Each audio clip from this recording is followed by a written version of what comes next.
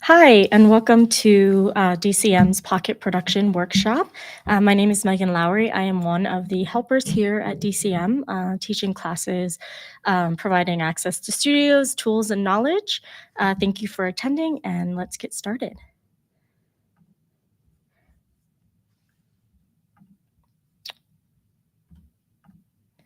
So,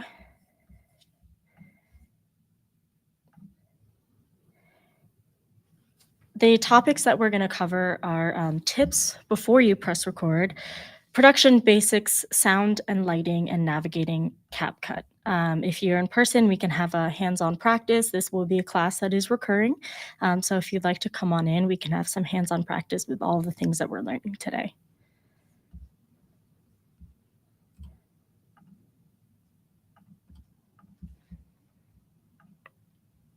So before you start shooting, there are some things to keep in mind, just to make sure that you have the most successful time shooting with your phone, making sure you're fully prepared, and if you come into any snags, you can prevent that by preparing beforehand.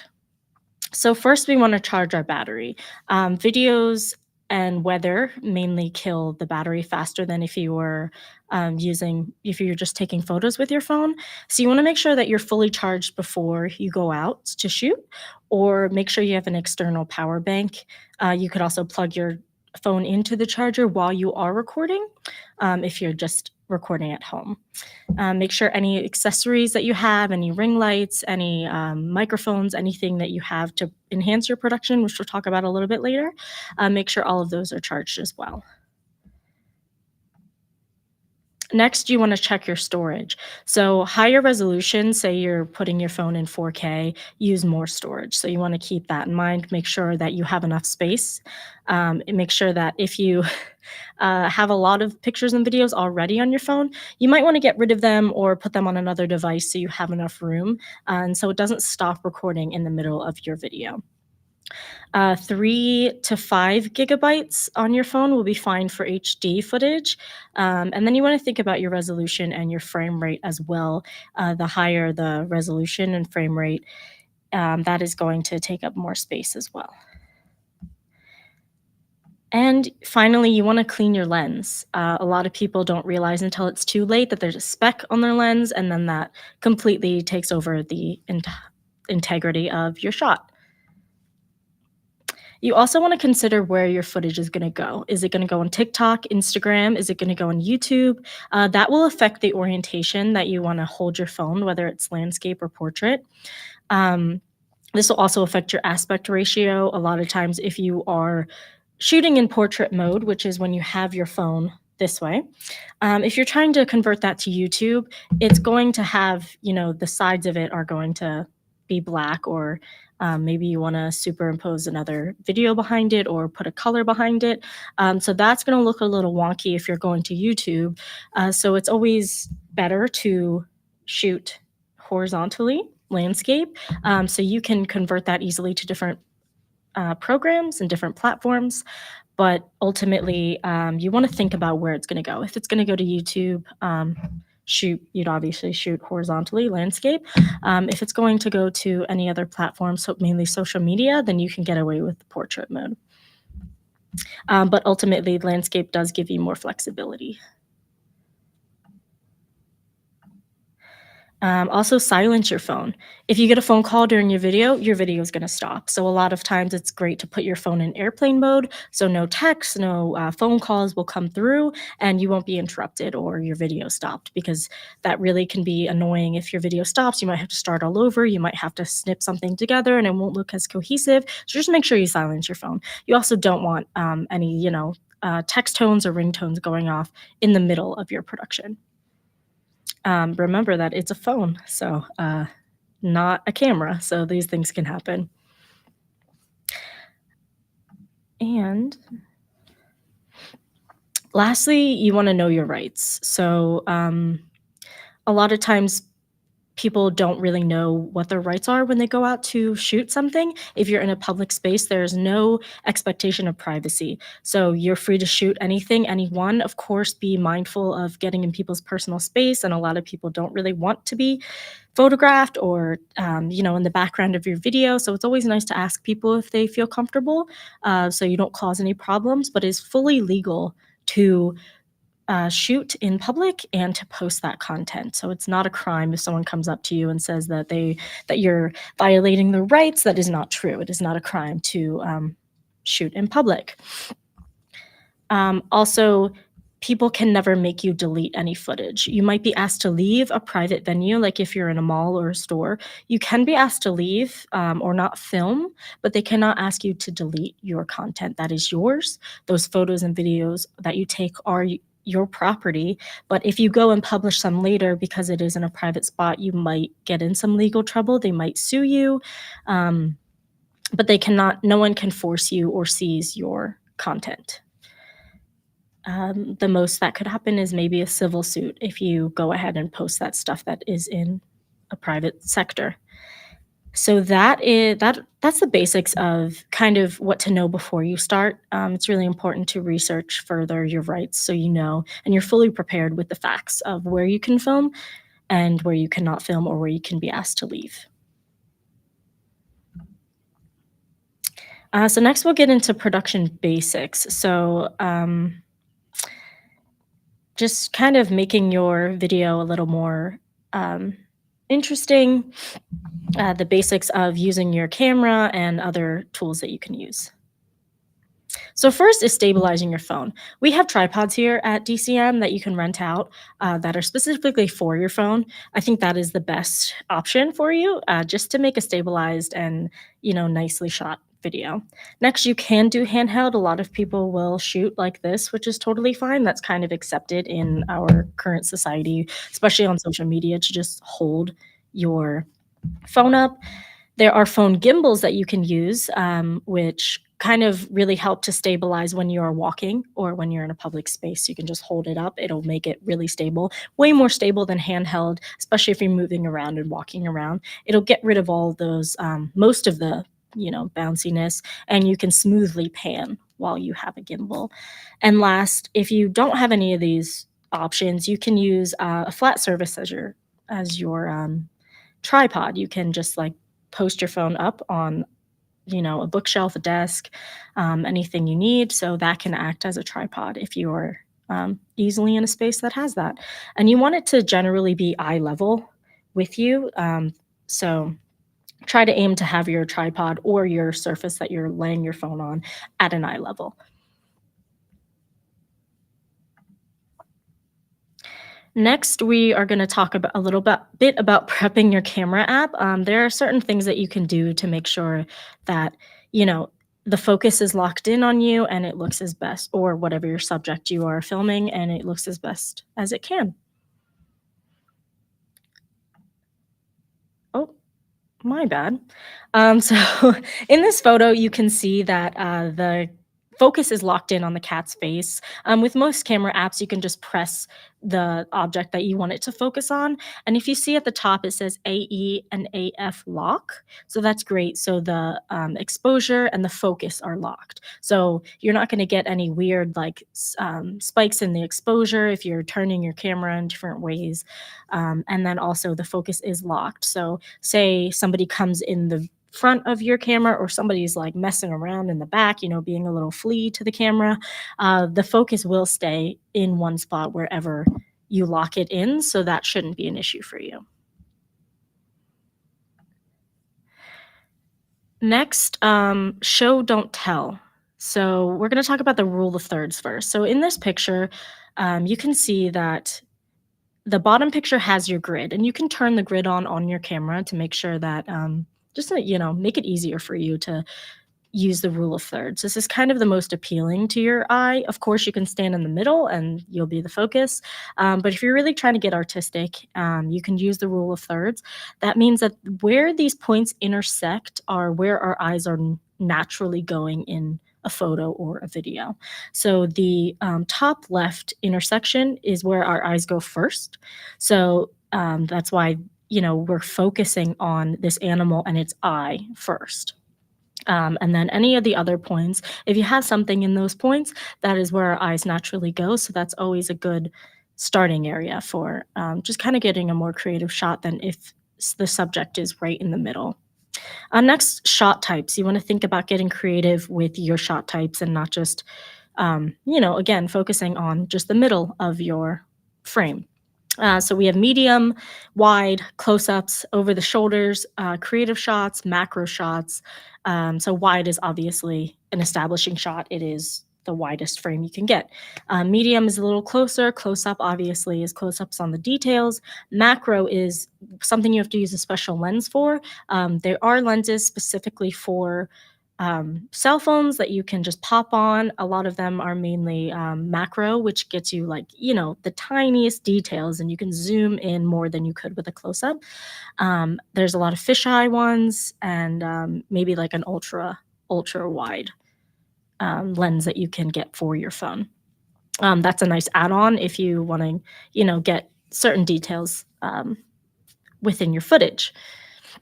And then creative shots. Think about, I think a creative shot that's used a lot is like the fridge angle. If you put your phone in the fridge and you're opening it and looking in the fridge or grabbing something from the fridge, that's like a creative shot that you can add to enhance your production.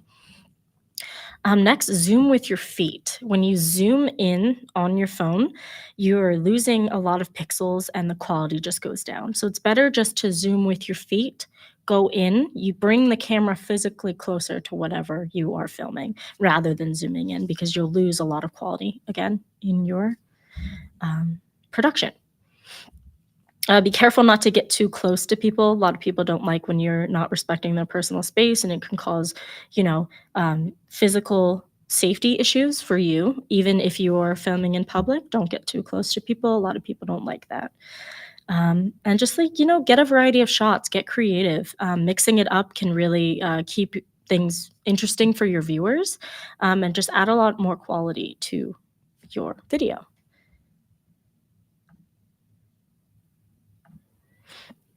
Next, we're going to get into lighting and sound. So, working with your environment to get good audio and lighting for your video.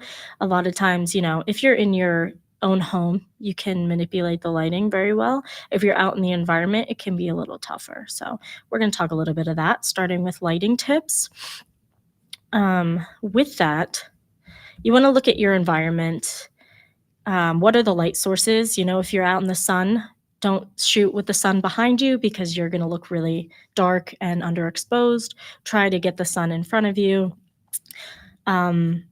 If you're in your house, you can try 3-point lighting with lamps. Sunlight is, of course, like natural light is a really good source. So if you have a window, you can shoot in front of a window.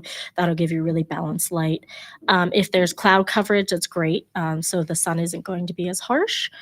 And a ring light can be really great. So a ring light is something that you can hook onto your phone. You can see in this image, she's using a ring light with her phone set up. So it's giving her a nice balanced and lit face.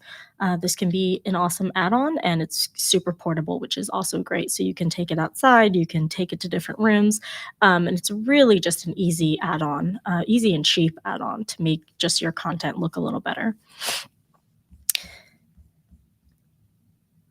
Next, we're going to talk a little bit about sound. So, sound is really important. Listen to your environment. If you're in a place where there's a lot of construction or there's a lot of traffic, maybe you want to move your location. Kind of turn off any distracting noises if you can. And if you can't do any of that, give the viewers a little context about what they're hearing. Oftentimes, you'll hear people say, my neighbor's doing yard work. I can't get away from that sound. So sorry if you hear that. That goes a long way. So someone's not like wondering and distracted about a background noise. Also, if you're reporting on something and there's noise that is associated with that, that also gives great context to what you are focusing on. Here at DCM, we have Rode Go mics. You'll often see it's like the block that people will clip onto themselves that kind of gives you better audio. You can clip in a lav to make it a little less obvious, but that's a really great portable device that you can either hook up to your camera or hook up directly to your phone. So that'll give you a lot better audio than just using your phone audio. And lastly, going back to lighting, I forgot a point that cameras have very small sensors, so lighting is super important. It's great to have those add ons or just, focus on getting natural light, which is going to look really good. Next, we're going to talk a little bit about navigating CapCut. So, CapCut is a popular app that people are using. It's mainly associated with TikTok. It's integrated with TikTok, so that's how it gained its popularity. Um, there are a whole bunch of apps that you can use on your phone, but mainly we're gonna, talk about getting familiar with the tools in CapCut. So when you open CapCut, the image on the left is kind of the interface that you are shown. So projects will appear. You can save all of your projects. You can go back to them, edit them later. They will always be saved in your little projects area. But if you click new project, it's going to ask you to give the app permission to access those videos and pictures that you have. You can also use templates. You can see at the bottom, you know, menu that you can use templates just to make it easier. You can plug and play, put in different videos into the template, and it will just kind of make it for you. There's a whole bunch of filters in those templates, so it's really easy to create something using those. But if you want to do it manually, you add whatever video that you want to edit. The middle picture is something is a video where I'm in the studio. I can clip it here. I can trim it down to whatever I want. And then we go ahead and hit the little check mark, and we are prompted with the image all the way on the right.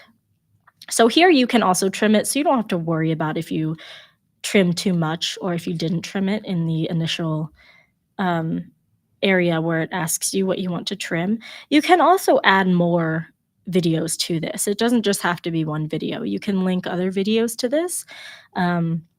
By just adding it to our timeline. At the bottom, we have this kind of menu where you can do different things to edit your actual footage, add audio, add text, add effects, add captions. Um, so let's take a closer look into that menu. So again, at the top, this is kind of the menu that you are prompted with. And then starting from the left to the right, these are the different filters that you can add.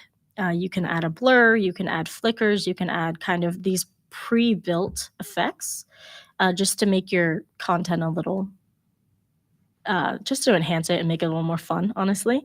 Um, Going to the next image, we have color correction. You can, again, add blur. You can fix your color and you can just balance your image a little bit better.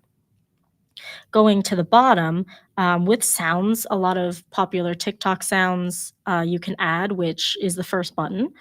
You can add those TikTok sounds, the TikTok music. Again, this is optimized for TikTok. You can obviously put it in different areas, but that's why they have those TikTok sounds. You can add branded music. You can add your own copywritten music. You can add FX sounds, sound effects. Um, and that is all the kind of down there, that menu is all of the things that you can add with sound.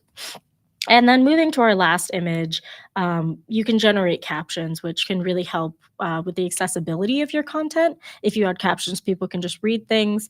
That's different than text, however. You can add text to pop up in different areas of your video. And a lot of people like to do that as well. Captions will just kind of gather all of your video and give it captions to make it more accessible.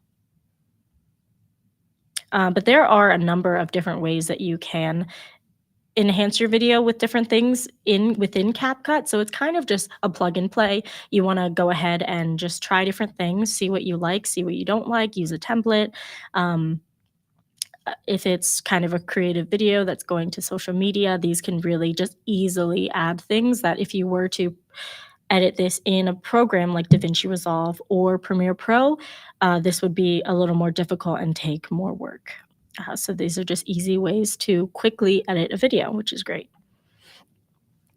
Again, we talked a little bit about thinking about where your content's going to go. So in this leftmost photo, you can see that it can change your aspect ratio to go to certain places. It has built-in TikTok and Instagram and YouTube, so it will optimize things for YouTube Shorts. You just posting a YouTube video, TikTok and Instagram. It has those aspect ratios already built in, so you can easily just click the button and it will change it to that aspect. You can download different versions to go in different places, of course, which is really great.